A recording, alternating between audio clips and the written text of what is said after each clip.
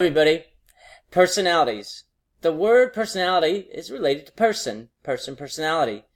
And given that each person is unique, then it stands to reason that each personality is unique. It can be a challenge to interact with people who possess a unique outlook and perspective. How best can we do that? There are several strategies that you may consider. Some are certainly appropriate in every situation. Some are a little bit more challenging. But I believe there's 5 considerations that you may want to ponder to work with those that have a different personality, especially one that may be a marked personality than your own.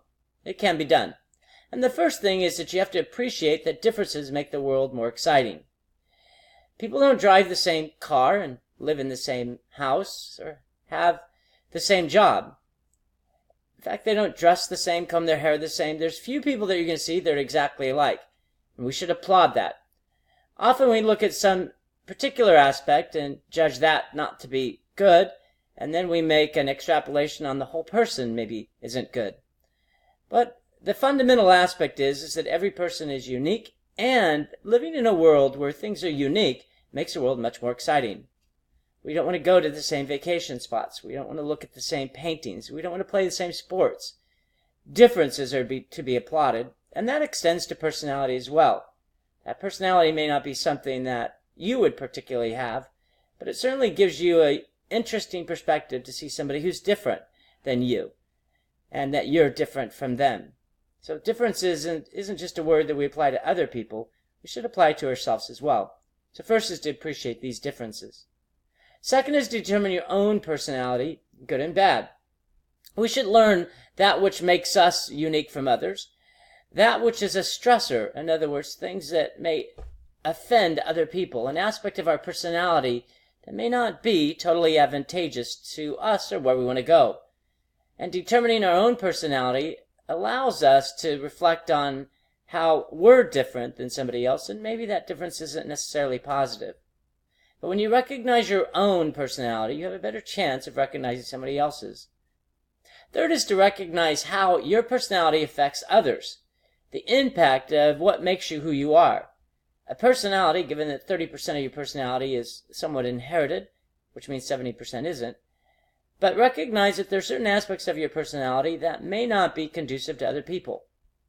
For instance, there's some that are impatient, and it's really hard to control that impatience, but it's even harder not to exhibit that to people on a constant basis in a way that could negatively impact your relationships and your eventual success. So recognizing how your personality affects others can be important, because it also allows you to recognize how other people's personalities affect you, and then you can make some adjustments.